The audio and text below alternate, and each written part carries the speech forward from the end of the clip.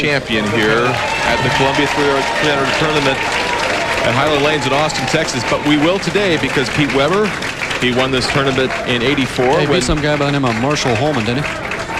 You had to bring that up, didn't you? And Parker Bohn III, he's also won this tournament, so there will be a repeat champion today.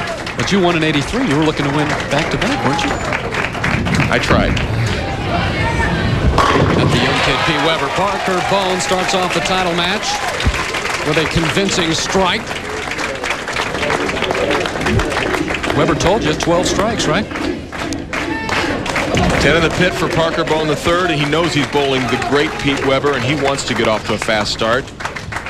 And now Pete, our first look, lane 20. He likes to play the big hook, slow rolling it. Boy, the 6-pin took care of that 10-pin. Boy, over the years, it's just been a lot of fun to watch Pete Weber, Rookie of the Year at the age of 18. Now he's 36 from St. Anne, Missouri. 24 PBA titles. 20 years as a touring pro. He's cashed 2 out of 3 events this year.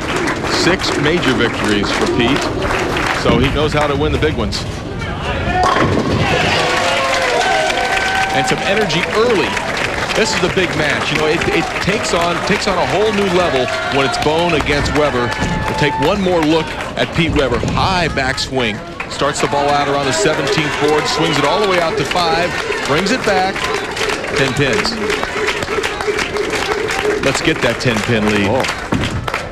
But will it last? Bad break, good break. Well, it was a solid 8 for Parker Bohn. The ball driving in front of the 8-pin, but a pin came out of nowhere to take care of business.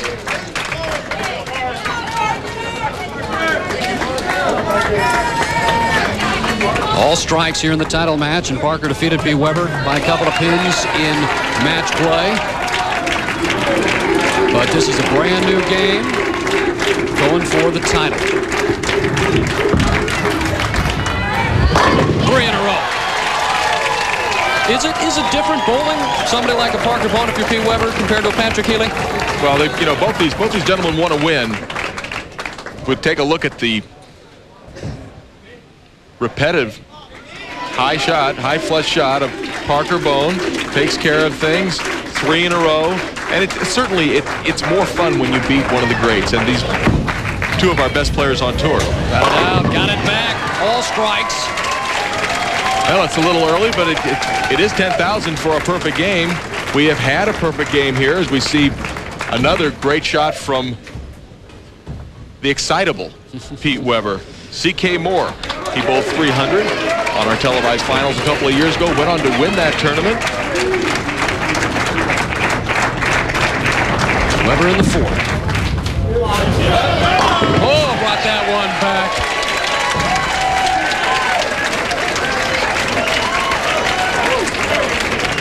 Watches the ball, goes through the pocket as we see the style of Pete Weber. Swinging it way out. Watch the second, you can see the 9-pin. The ball actually finishes in front of the 9-pin. But they're all taken care of as Parker now 10 pins down.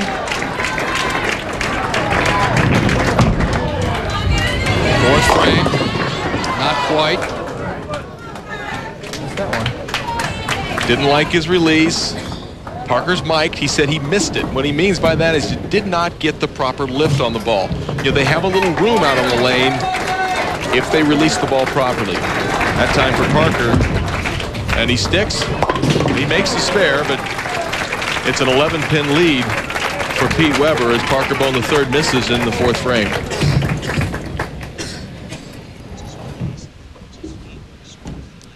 Ooh. Boy, that was close to a foul. He fouled. Yeah, he's just testing the approach. We can't use instant replay in bowling. That looked like he fouled. All right, Parker gets it out, coming back, and he's right back in it. Parker, been on TV a number of times. 65 appearances, 47 and 50 with a 221 average.